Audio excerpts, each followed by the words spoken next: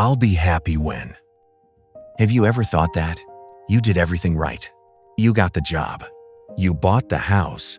Everyone thinks you are happy. But when you put your head on the pillow at night, why does it feel like something is missing?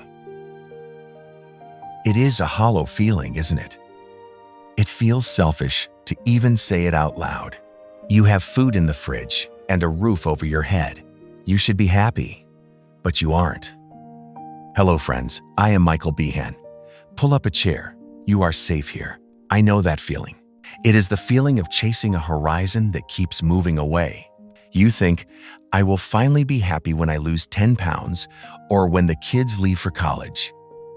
My mother used to tell me stories about our ancestors in Ireland. They faced famine and plague, but she taught me a hard truth. In bad times, you worry about survival. In good times, you worry about meaning. You are caught in a trap called destination addiction, always living for the next thing. Never really living here. You believe that if you change what is outside of you, it will fix the hole inside of you.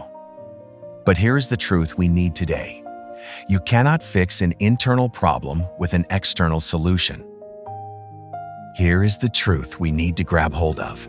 Happiness is not a destination you arrive at. It is a skill you practice right where you are. We need to learn the art of active contentment. This means being okay on the inside, no matter what is happening on the outside. 3 men are going to expose the "I'll be happy when" trap. Today, we are going to break your cycle through their lessons left behind. The man with nothing, the prisoner, the man with everything, the emperor, and the man who let go, the monk. They found the secret to being full, even when their hands were empty. We call this secret active contentment. Let's start with the man with nothing, the prisoner. Open the Bible to the book of Philippians. The writer Paul is in a jail cell. He is awaiting trial. Yet, listen to what he wrote in Philippians chapter 4, 11 to 13. I am not saying this because I am in need, for I have learned to be content whatever the circumstances. I know what it is to be in need, and I know what it is to have plenty. I have learned the secret of being content in any and every situation. Whether well-fed or hungry, whether living in plenty or in want, I can do all this through Him who gives me strength.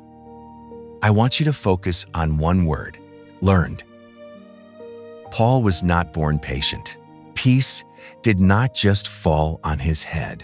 He had to learn it. Just like you learn to drive a car or cook a meal. He realized that if he waited until he was out of prison to be happy, he might waste his whole life waiting. He is telling us that contentment is a muscle you build, not a gift you receive. In our modern world, we think, if I just get more money, I will be safe. Or, if I just find the right husband or wife, I will be lonely no more. The Bible tells us that is a trap. If you cannot find God's peace in the quiet of your own room today, you will not find it in a mansion tomorrow. Life's wisdom. The secret Paul talks about is relying on God's strength, not on how good your day is going. From a prison cell, let's jump to a Roman palace, to the man with everything, the emperor. Meet Seneca. He was one of the richest men in Rome. He had power, money, and fame. If stuff could make you happy, he should have been the happiest man alive.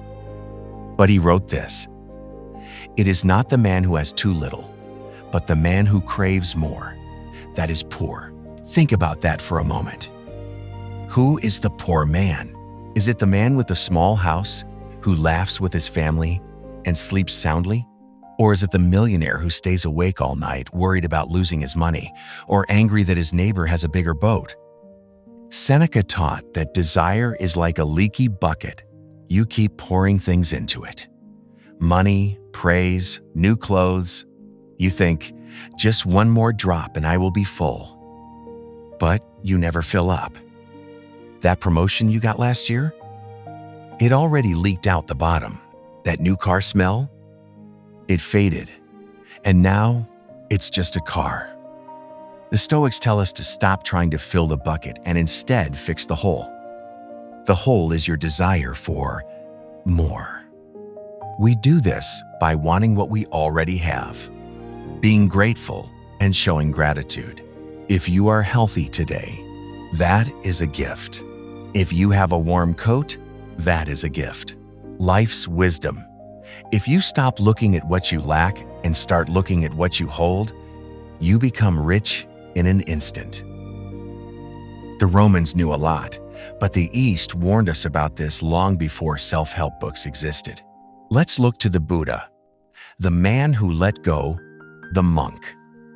He used a powerful image for this empty feeling. He taught that chasing happiness in the outside world is like drinking salt water when you are thirsty. The more you drink, the thirstier you become. Think about your phone. We scroll, we click, we buy. We feel good for a second.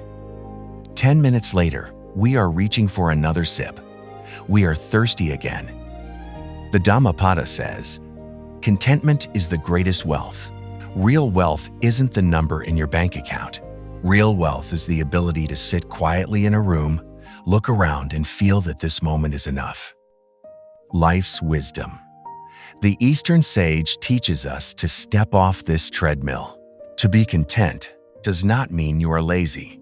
It does not mean you don't have goals. It means you are not waiting for the goal to be finished before you allow yourself to smile. It means you accept this moment exactly as it is, without fighting it. Those are beautiful ideas. But how do we live them on a day when the boss is yelling? Here are 3 ways to practice active contentment in the next 24 hours. First, the reverse bucket list. We all have lists of things we want. Today, make a reverse list. Take a piece of paper and draw a line down the middle. On the left side, write 5 things you want right now. A new car, less pain, better weather. On the right side, write down 5 things you already have that you used to dream about. Maybe 10 years ago, you dreamed of having a partner, and now they are sitting next to you. Maybe you dreamed of just paying the bills, and today they are paid. Stop looking at what you lack, what you think is missing. Look around you at what you hold. Life's wisdom. Prove to your brain that you have already received many blessings. Stop chasing the left side of the paper and say thank you for the right side. Second, the arrival stop sign. You are going to catch yourself today. You will hear a voice in your head say, "I will finally relax when I finish this project." When you hear that, imagine a giant red stop sign. Stop postponing your joy. Life's wisdom. Find one tiny piece of happiness right now. If you are in a stressful meeting, enjoy the coffee in your mug. If the kids are screaming, notice that they have healthy lungs. Do not postpone your joy until the work is done. Find joy in the work. Third, the boredom challenge. This is the one that will feel uncomfortable on purpose. Sometime today, set a timer for 5 minutes. Put your phone in another room. Sit in a chair and do absolutely nothing. You will feel itchy. You will feel bored. Good. That is the thirst leaving your body. Prove to your brain that you are enough, just as you are, without being entertained. Life's wisdom. Let the boredom be there. Realize that you are okay just sitting there. You do not need to be entertained to be valuable. You are enough just as you are. Pick one. Do not try to be a hero and do all 3 at once. Wisdom is not just about knowing. It is about doing. So, choose your path based on what you need most. If you feel poor today, do the reverse bucket list.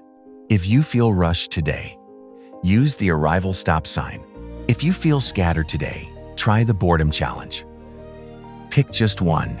Commit to it for the next 24 hours. Remember, you don't need to change your whole life in a day. Small hinges swing big doors. You might say, Michael, that is old history. So let me show you 3 modern people who found this peace when life got hard. Michael J. Fox. This actor was on top of the world. Then he got Parkinson's disease. His body shakes, and he cannot control it. He could be bitter. Instead, he calls himself a lucky man. He didn't wait for a cure to be happy. He found contentment inside the struggle. Simone Biles. The greatest gymnast in history. She had the gold medals. But the pressure was breaking her. At the Olympics, she stepped away. She taught us that being empty with a gold medal is worse than being full without one. She chose her inner peace over outer success. Viktor Frankl. A doctor who lost everything in a concentration camp, but he realized the guards could not take his freedom to choose his attitude. He found purpose in a living hell. If he could find a way to be okay there, surely we can find a way in our traffic jams. These 3 lives prove that true peace is not found in a perfect life, but in the power to choose your attitude in an imperfect one. Let's quiet down now. The world is noisy. Let's make this space silent. Take a deep breath.